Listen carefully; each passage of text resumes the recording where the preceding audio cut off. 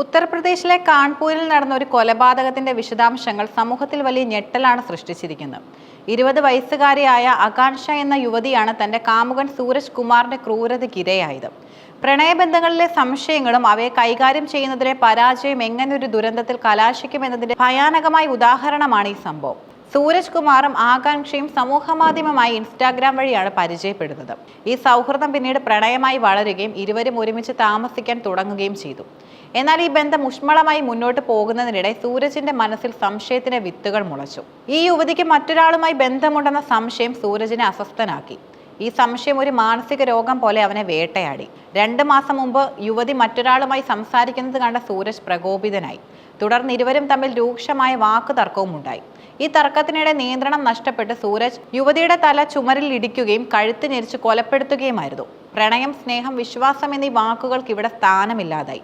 സംശയം എന്നൊരൊറ്റ വികാരം ഒരു യുവജീവനെ ഇല്ലാതാക്കി. കൊലപാതകത്തിന് ശേഷം ഭയം കാരണം എന്ത് ചെയ്യണമെന്നറിയാതെ പകച്ചു നിന്ന സൂരജ് തന്റെ സുഹൃത്ത് ആശിഷ് കുമാറിനെ വിളിച്ചു.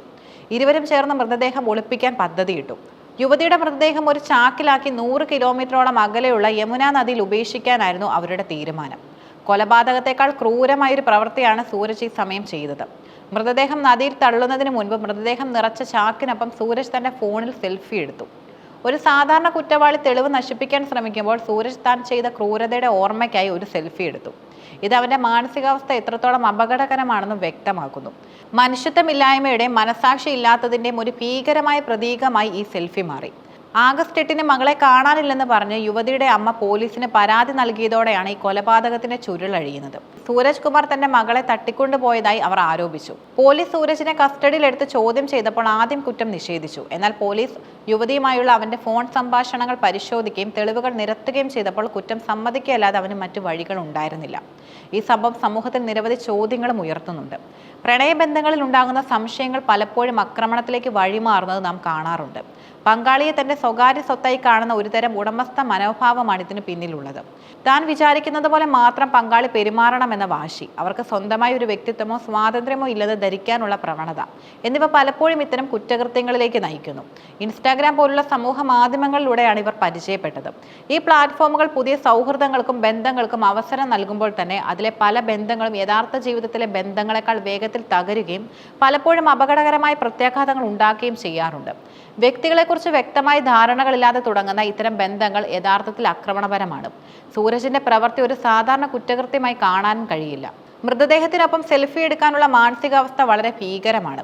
ഇത് മാനസികാരോഗ്യപരമായ പ്രശ്നങ്ങളിലേക്ക് വിരൽ ചൂണ്ടുന്നു. സംശയരോഗം, നിയന്ത്രണം നഷ്ടപ്പെടുന്ന അവസ്ഥ, ഇമോഷണൽ ഇന്റലിജൻസിന്റെ അഭാവം എന്നിവയെല്ലാം ഇത്തരം പ്രവൃത്തികൾക്ക് കാരണമാകും.